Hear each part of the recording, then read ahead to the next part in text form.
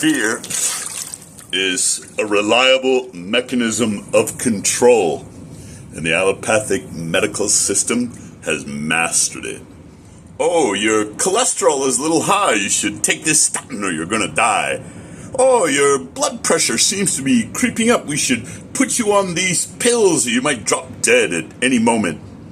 It was the videos of Chinese pedestrians dropping dead on the sidewalks of Wuhan that convinced Americans they should give up their civil rights and submit to the lockdowns. It is fear that is the reliable mechanism of control.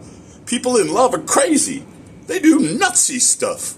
You can't control someone in love. You can only control people by putting them into fear. And it is fear that motivates parents to get their children vaccinated.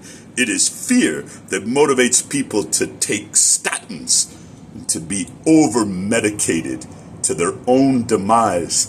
It is fear that causes people to smear poisonous sunscreen onto their skin to give themselves the very cancers that their dermatologists claim they're trying to prevent. It is fear that sells.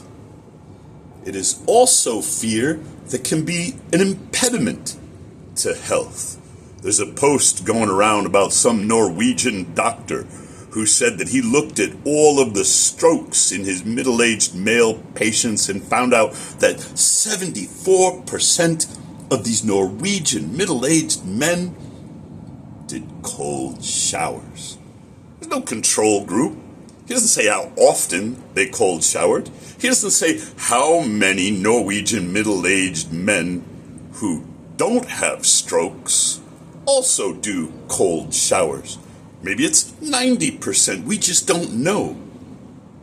The single most important contraindication to cold plunge therapy is hypertension.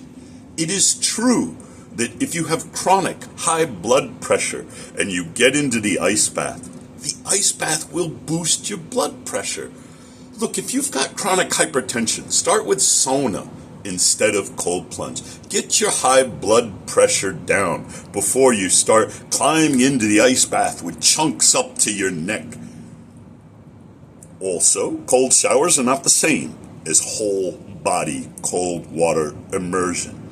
There's a study out of Finland that compared partial with whole body cold and discovered that partial activates the sympathetic division of the central nervous system, but you never get that dive reflex, that parasympathetic response that lowers your heart rate, that brings your brain down into a meditative state. And so, for those with chronic hypertension, avoid cold showers. Start with sauna until you get that stuff under control. But don't be swayed by some fear-mongering made-up study out of some anonymous Norwegian doctor with no control that says, oh my gosh, you're gonna die if you cold shower. I'm up to maybe ice bath 3,000.